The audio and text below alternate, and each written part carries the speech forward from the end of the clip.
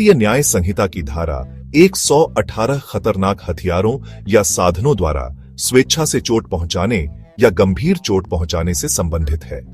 यह धारा 2 उपधाराओं में विभाजित है। पहली उपधारा यानी धारा 118 उपधारा 1 उन स्थितियों को कवर करती है जहां कोई व्यक्ति जानबूझकर ऐसे साधनों से किसी को चोट पहुंचाता है जो खतरनाक प्रकृति के होते हैं। खतरनाक साधनों में गोली मारने, छुरा घोंपने या काटने के उपकरण, कोई भी उपकरण जिसे हथियार के रूप में इस्तेमाल करने पर मृत्यु होने की संभावना हो, आग या कोई गर्म पदार्थ, कोई जहर या संक्षारक पदार्थ, कोई विस्फोटक पदार्थ, कोई भी पदार्थ जिसे सांस लेने, निगलने या रक्त में प्रवेश करने पर मानव शरीर के लिए हानिकारक हो और कोई जानवर शामिल है। यह एक संज्ञेय और गैर जमानती अपराध है।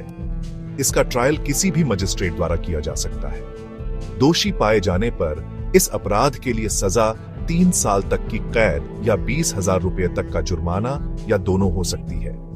दूसरी उपधारा यानी धारा 118 उपधारा 2 उन स्थितियों को कवर करती है जहां कोई व्यक्ति जानबूझकर ऊपर बताए गए खतरनाक साधनों से किसी को गंभीर चोट पहुंचाता है। गंभीर चोट में ऐसी चोटें शामिल हैं जो जीवन को खतरे में डाल सकती हैं या स्थायी नुकसान या विकलांगता का कारण बन सकती है। यह भी एक संज्ञेय और गैर जमानती अपराध है। गंभीरता के आधार पर इसका ट्रायल सत्र न्यायालय द्वारा किया जा सकता है।